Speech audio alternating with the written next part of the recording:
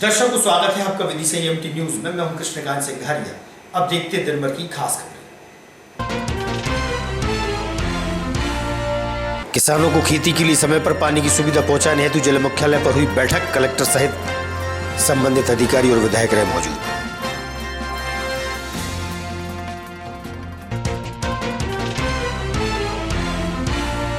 मुख्यमंत्री के निर्देशों के बाद अतिक्रमणकारियों से चरनोई भूमि को कराया जा रहा है मुक्त। कलेक्टर से हुई चर्चा।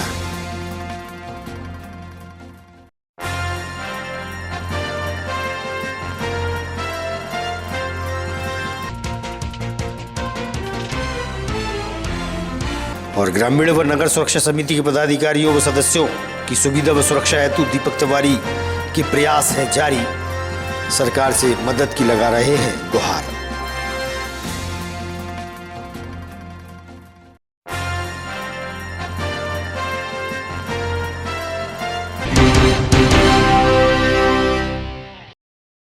अब खबर विस्तार से। किसानों को खेती के लिए समय पर पानी की सुविधाएं देने के लिए कलेक्ट्रेट के सभागार में महत्वपूर्ण बैठक आयोजित की गई। बैठक के दौरान कलेक्टर रोशन कुमार सिंह, जल संसाधन विभाग के अधिकारियों सहित विधायकों की भी मौजूदगी रही। समय पर किसानों की फसल को पानी पहुंचाने संबंधी गहन चर्चा की गई। विदिशा विधायक मुकेश टंडन कलेक्टर सहित संबंधित अधिकारियों से इस विषय पर हुई चर्चा। सुनिए आप उनका क्या कहना है।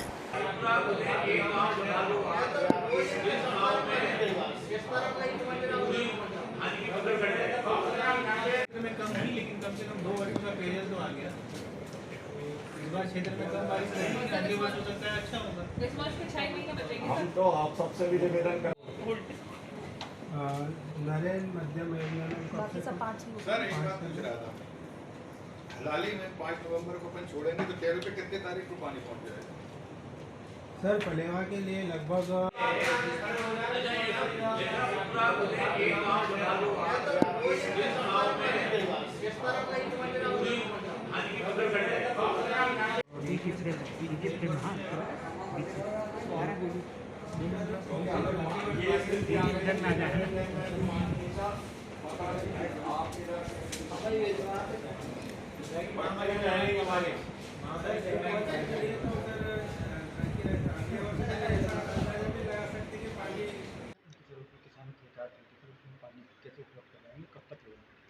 आज जिला जल उपयोगिता समिति की बैठक हुई, जिसमें सभी सदस्यगण उपस्थित थे। सभी क्षेत्रों के माननीय विधायकगण भी उपस्थित थे।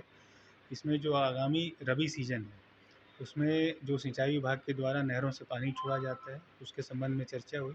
विगत वर्षों की भांति इस बार भी 5 नवंबर से पानी छोड़ने का निर्णय हुआ है।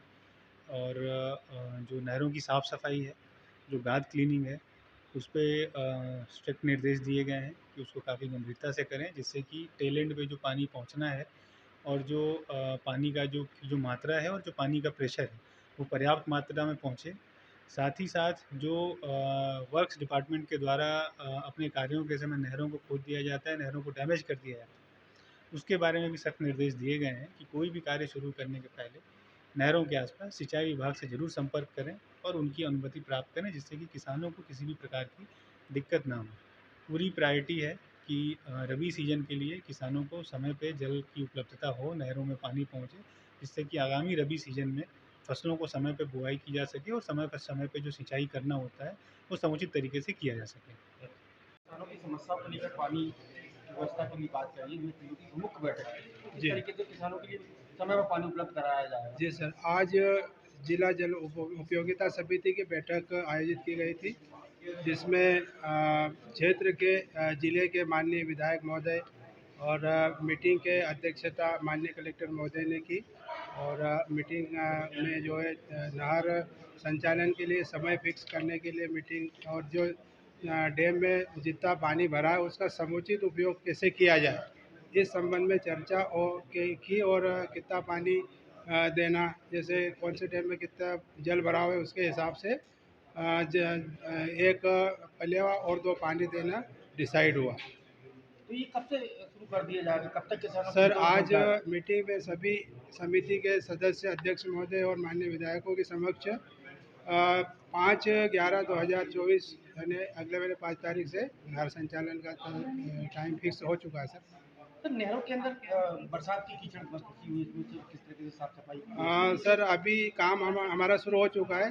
लगभग 12 तारीख से काम लग गया है। बरसात के बाद में अभी नहरों में पानी भरा हुआ है, तो हम लोग अभी साइड में जो कैनाल का जो बैंक बोलते हैं हम लोग, उसमें स्लांट में सफाई चल रही है। और जैसे जैसे पानी कम हो जाएगा तो हम अंदर जहाँ जैसी ज़रूरत होगी मशीनों से सफाई कराएंगे। फिलहाल मजदूरों से सफाई चल रही है सर, जो यहाँ पर पानी के ऊपर के भाग में, नहर के बैंक में और स्लांट में। जिले के अंतर्गत आने वाले 5 विधानसभा में कितने डैम हैं? जी, उसमें हमारे इधर जो टोटल अगर विदिशा जिले की बात करें तो इसमें 7 मध्यम पर, 1 वृहद परियोजना है, 7 मध्यम परियोजनाएं हैं। इसके अलावा लगभग 112 लघु परियोजनाएं हैं। इस तरह से कुल मिलाकर 100 कुछ उद्वहन सिंचाई योजनाएं भी हैं। इस तरह से कुल मिलाकर 152 जल संरचनाएं हमारे जिले में निर्मित हैं। किसानों के लिए किस तरीके से फिर पानी उपलब्ध कराने जिन जिन बांधों का जल प्रभाव स्तर अचीव हो चुका है इस वर्ष, उसमें हम पलेवा +2 वाटरिंग देंगे। और जहाँ जल की उपलब्धता कम है वहाँ पर हम कोशिश करेंगे कि हम पूरे क्षेत्र को कवर करें, लेकिन जो पानी देने की जो संख्या है हम उसको कम कर दें। तो जहाँ पर पानी कम है वहाँ पूरे क्षेत्र में हम संपूर्ण क्षेत्र में तो पलेवा +1 वाटरिंग दे रहे हैं, या जल की उपलब्धता अनुसार सिर्फ पलेवा उपलब्ध करा रहे हैं। मुख्यमंत्री मोहन यादव के निर्देशों के बाद ग्रामीण व शहरी क्षेत्रों में जहां भी गाय माता की चरनोई भूमि है, अतिक्रमणकारियों के कब्जे से मुक्त कराने की पहल जारी है।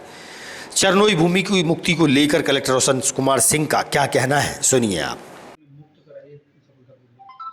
माननीय मुख्यमंत्री जी के निर्देश हैं कि जो चरनोई की भूमियां हैं वो गौवंश के चरी और उनके चारा के लिए मुक्त की जाएं। उसी के तारतम्य में ज़िले में कार्रवाइयाँ चल रही हैं और अभी तक 250 हेक्टेयर के आसपास की जो चरनोई की ज़मीन है उसको अतिक्रमणकारियों से मुक्त कराया गया है।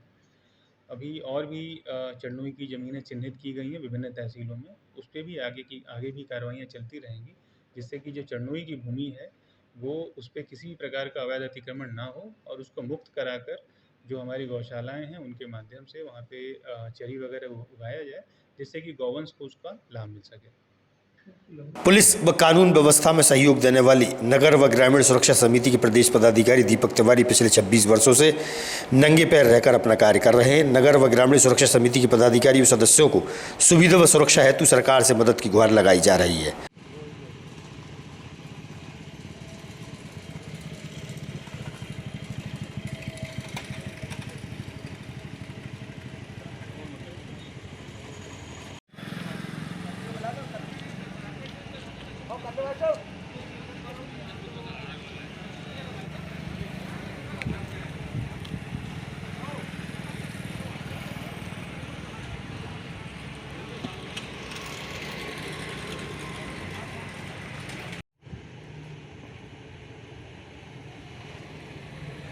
दीपक तिवारी, प्रांतीय संयोजक, ग्राम नगर रक्षा समिति, मध्य प्रदेश, छत्तीसगढ़। आप जो नगर सुरक्षा समिति के सदस्यों के लिए किस तरह की हक की लड़ाई लड़ रहे हैं?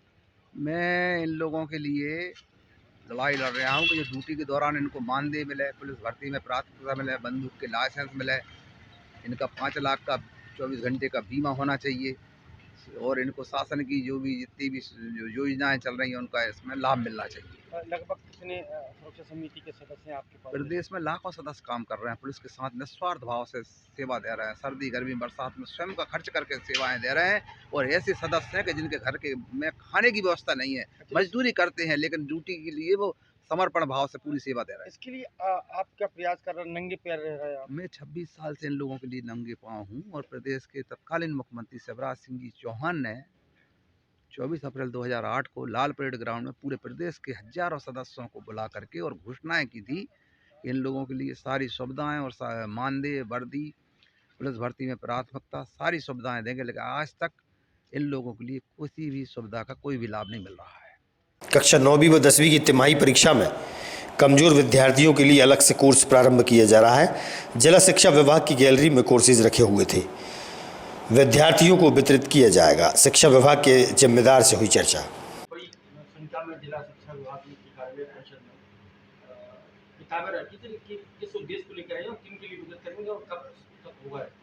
ये जो किताबें हैं कक्षा 9th और 10th में जो बच्चे त्रैमासिक परीक्षा में D और E ग्रेड में आए हैं उनके लिए DPI के द्वारा जो है एक विशेष प्रकार का मॉड्यूल तैयार किया गया है।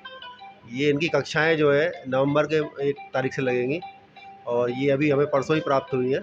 इनको जो है विकासखंड स्तर पर वितरित होगा, विकासखंड से जो है स्कूल स्तर पर जाएंगे और 1 नवंबर दिवाली के बाद से इनकी क्लासेस लगना शुरू हो जाएंगी। लगभग कितने स्टूडेंटों के लिए व्यवस्था की जाएगी?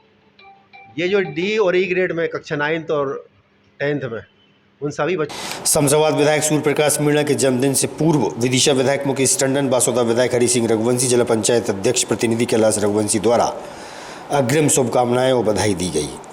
वहीं शमशाबाद विधायक सूर्य प्रकाश मीणा से भी उनसे चर्चा हुई तो उन्होंने क्या कहा, सुनिए आप। क्षेत्र के विकास को लेकर प्रतिबद्ध नजर आए।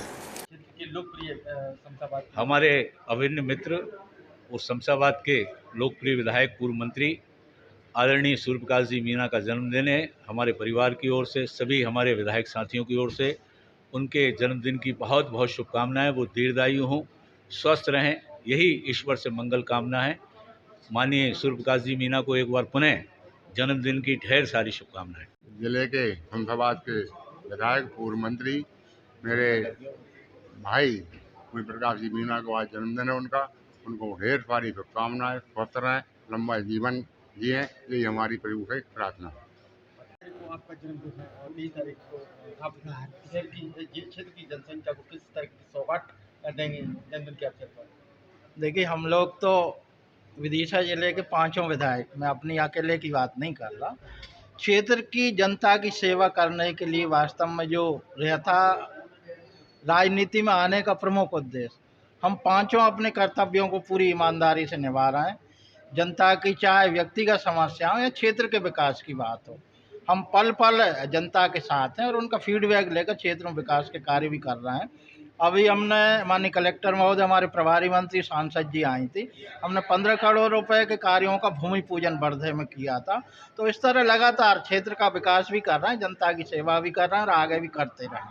सेवा दिवस के रूप में भारतीय स्टेट बैंक क्षेत्रीय व्यवसाय कार्यालय द्वारा पेंशनर मिलन समारोह का आयोजन होटल अशोका बस स्टैंड पर आयोजित हुआ। इस अवसर पर वरिष्ठ पेंशनर नेता एवं राष्ट्रीय मीडिया प्रभारी अखिल भारतीय स्वर्णकार महासभा लॉयन अरुण कुमार सोनी का सम्मान SBI बैंक के भोपाल से पधारी पेंशनर टीम अधिकारियों द्वारा किया गया, जिसमें उन्हें शॉल व श्रीफल भेंट कर सम्मान किया गया। पेंशनर विदिशा अध्यक्ष OP चतुर्वेदी जी का भी सम्मान किया गया और उन्होंने साइबर सुरक्षा, रोकथाम में होने वाली धोखाधड़ी से बचाव के तरीके भी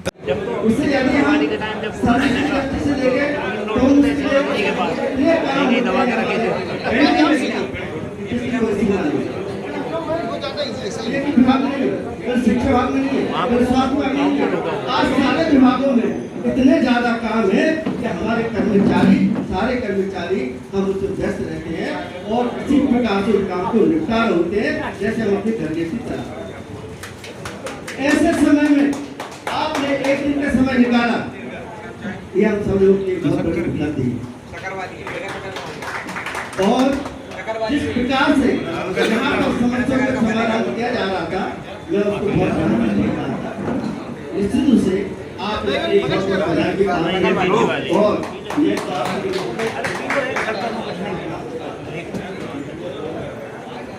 अब मैं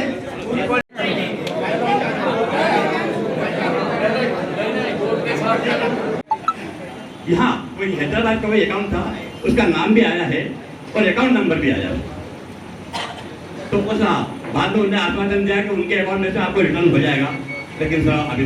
आज की खबरों को देते हैं पर विराम। आगामी खबरों के लिए आप देखते रहिएगा विदिशा EMT न्यूज। नमस्कार।